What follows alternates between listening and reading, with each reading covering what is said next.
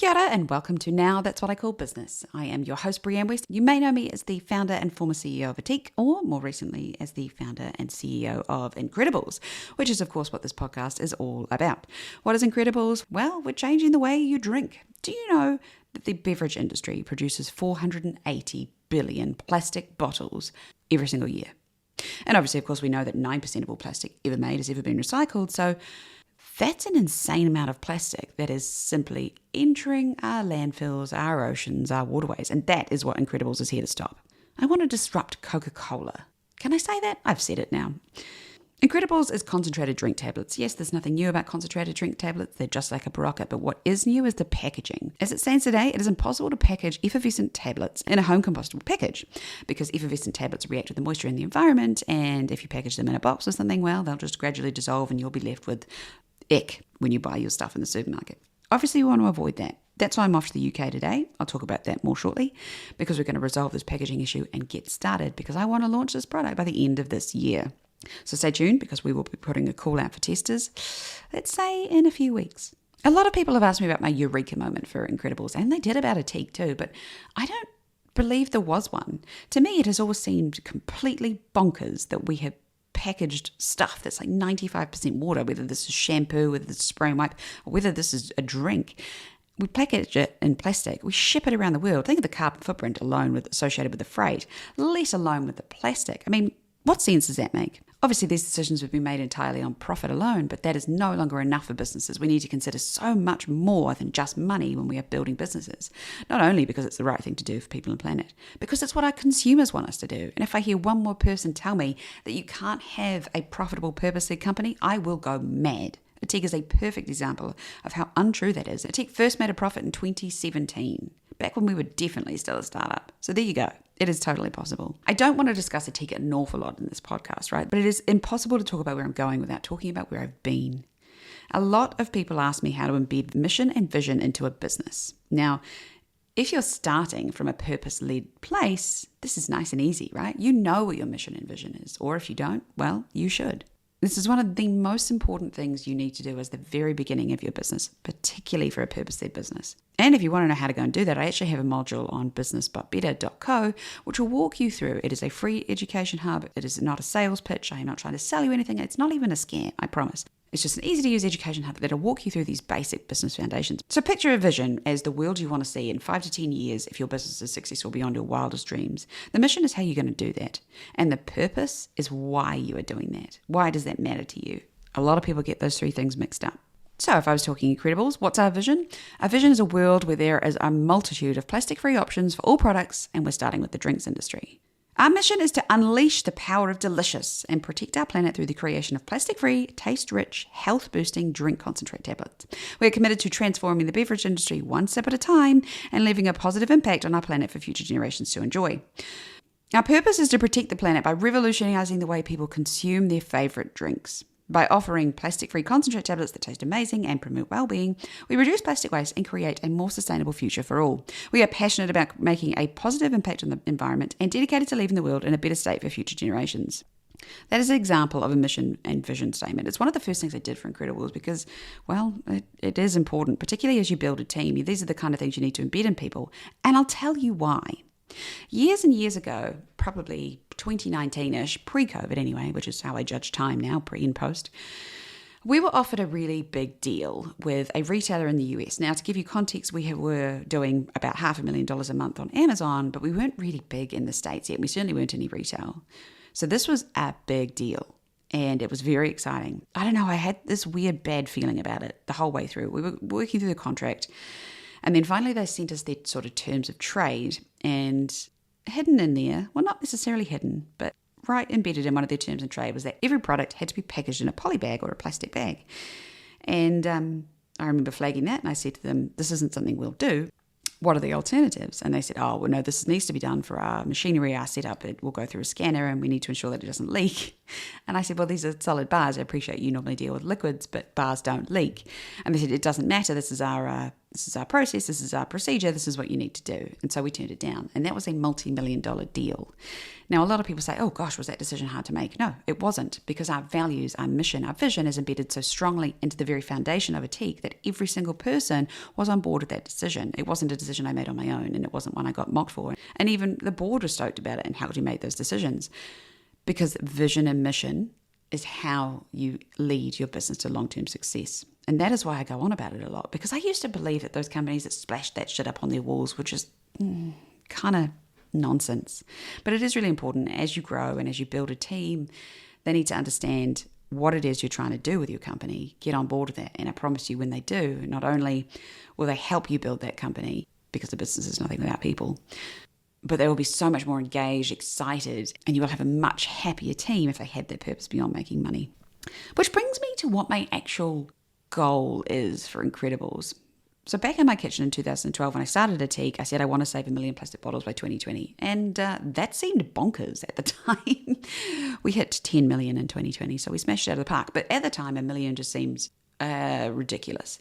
Now I'm starting Incredibals with a completely different place, right? Thankfully, I have more money to invest in this venture. I have a lot more skills, experience, and networks. So theoretically, this should grow faster, but I am not banking on any of it. So I need your feedback on what my goal should be. Should it be the same? Should it be that in the next 5 years I want to save 1 million plastic bottles, or should it be bigger? The thing you want to balance when you're creating some kind of quantitative goal like this is it needs to be ambitious and exciting for people to get behind, but it needs to be achievable. Otherwise, you kind of look weak. Did you know that 78% of corporate claims, like being carbon neutral by 2030, are missed? So these companies get all this press and this excitement about creating these ambitious goals and targets, and they very rarely achieve them. And you don't hear about that bit, do you? So when you're building a goal like this, you want to ensure that it's something that's a stretch, but it's definitely within the realms of possibility. And hey, if you don't hit it, that's okay, as long as you're transparent about it and you talk about how you're going to address that and what your next goal is. Ethique's next goal is 500 million by 2030, and that goal makes me feel a little bit sick. But I truly believe we'll achieve it. And if we don't, that's okay, because we will tell you about it. And that's kind of the difference. So what do you reckon? 1 million bottles by, what are we? We're 2023. 1 million bottles by 2026? 1 million bottles by 2030? 10 million bottles by 2030? I'm going to have a really good think about this. But what do you think? Let me know.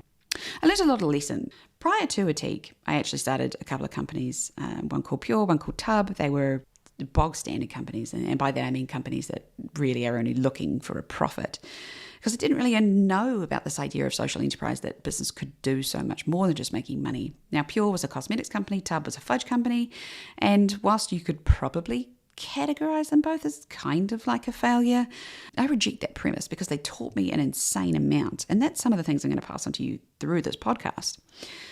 A good example is don't ignore the IRD. Yep, I learned that one the hard way. The IRD are wonderful when you work with them, but if you forget to file tax returns because you don't think accounting and finance is important, like I did at 19 because I was an idiot, well, they're less friendly. Now, as I mentioned, I am off to the UK today. 17 hours are flying ahead of me just to get to Dubai. And obviously there is a fair point. Travelling for business is inherently unsustainable. Yes, it is. And how I make these decisions is weighing up net good versus net bad. I truly believe that if Incredible succeeds and grows and disrupts the industry, although I hate the term disrupt, it's so overused, then that's going to be a massive net good for the company, no matter how much, well, within reason, even if I have to travel a bit to do that. I always double offset my travel.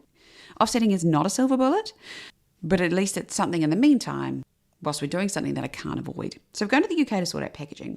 So packaging effervescent products in a home compostable package has not been done before, and there's a very fair reason, which is effervescent tablets react with the water in the environment, right?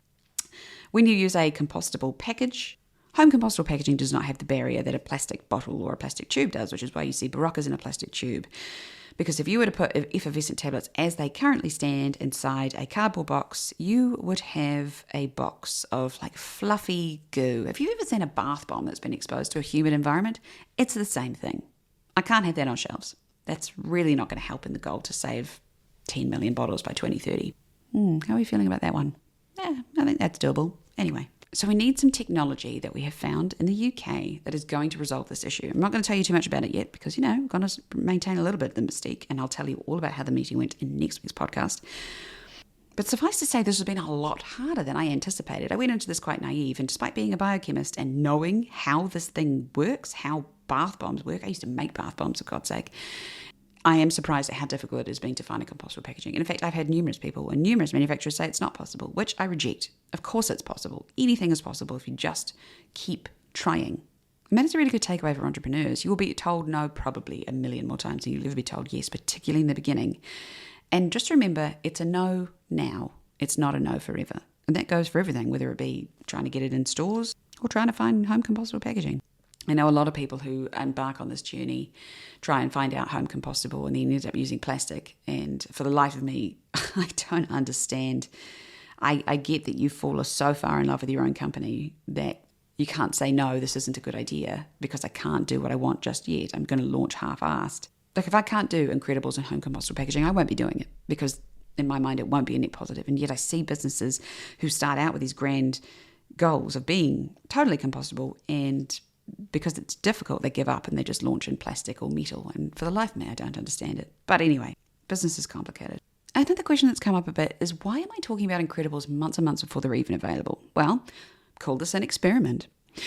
One of my life goals is to encourage as many entrepreneurs as possible and equip them and educate them to start businesses that solve meaningful problems, right? That solve social and environmental problems. And whilst I've put together Business But Better as like an education hub, with loads of videos and stuff on how to do that, I think the best way you can learn is by doing it. And by diarising this journey of Incrediballs, well, I'm going to be showing other people how to create a mission-led business. But I'm also going to be building a community. Ethique was so successful in the early days because from day one I built a community. I didn't even know what I was doing. I was simply asking questions of my social media audience because I didn't know the answers. I was a 24-year-old naive businesswoman, and I was asking questions as simple as, what flavour do you want your shampoo bar to be? What colour? What shape? Blah, blah, blah. And all those questions created a community. And that's what I want to do with Incrediballs, is to bring you along this journey. Ethique did 2 equity crowdfunding rounds, right? So we raised $200,000 in our first round in 10 days, and then we raised $500,000 in our second round a couple of years later in just 90 minutes. Those early investors exited with a massive return of 4,800%.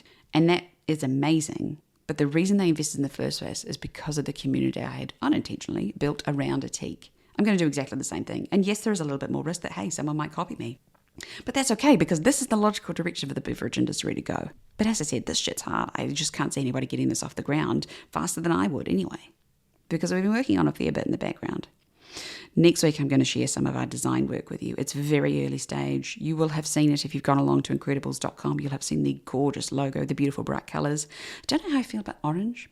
It's probably not a surprise to you that orange is the single most consumed juice. And yet it's probably my least favourite juice. There are no situations in which I would drink a glass of orange juice.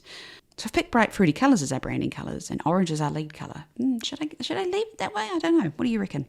It's 2 questions for you. What should be our goal and what should be our main brand colour? How do we feel about orange? Obviously, my favourite colour is pink. Ethique's pink. My personal brand is pink. I probably can't create another pink brand at this stage. Right, well, I'm off to the UK. I will take you along with me. Next week, I'll tell you all about how our first meeting went and how very excited I am. Thank you for joining me on this journey. I really appreciate the feedback. Please let me know what you think. These are short, sharp, snappy episodes because, like a journal, you don't need to hear me rambling on forever. If you've listened to this on the way to work, I hope it's been interesting. If you've listened to this on the way home, I hope it's been entertaining. Wherever you are, whatever you're doing, I'm Brianne West signing off from now. That's what I call business, where we're not just talking business. We're changing the world. How do we feel about that sign off? It feels a bit twee. Anyway, see you next week.